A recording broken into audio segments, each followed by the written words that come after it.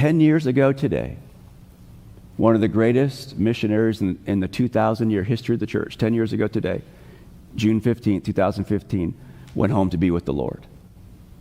Her name was Elizabeth Elliot, one of the greatest missionaries in the history of the church. Her husband was martyred on a riverbank in the Amazon jungle, January 8th, 1956. Jim Elliot was his name. In fact, one of the greatest quotes ever spoken outside of the Bible about following the Lord, he put it in his journal.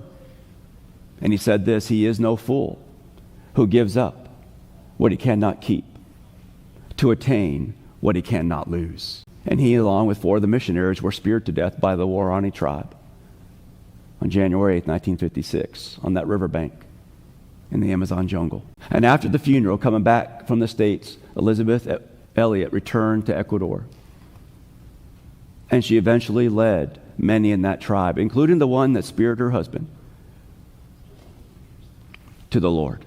And Elizabeth Elliot said this: "If it's not worth dying for, it is not worth living for." And so the world will hold out all this stuff, the sports teams, the games, the activity, all the stuff like the Roman Colosseum, the shiny stuff, the shows. But ask yourself this: would you die for that team? Would you die for that show? I bet the answer is no. And Elizabeth Elliot would say, then it's not worth living for. The only thing that's worth living for is a thing that you're willing to die for. And I believe in this church, the men in this place, the dads, we live for our family because we're willing to die for our family. Because Christ, his church, and our family, they're the only things worth dying for.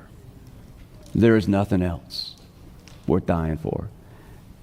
And friend, if it's not worth dying for, it ain't worth living for. What are you living for? Your decisions will echo for generations in your family. Your faithful integrity is the greatest part of your inheritance for your children. Your integrity that's built on the Word of God.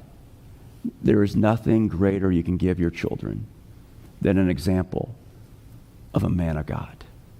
Never forget that. So I suppose I could have been up here reading dad jokes, but I don't think Father's Day is a laughing matter. I think it's serious. And for all the children, the grandchildren that are in here, it's really serious. Fathers, we love you.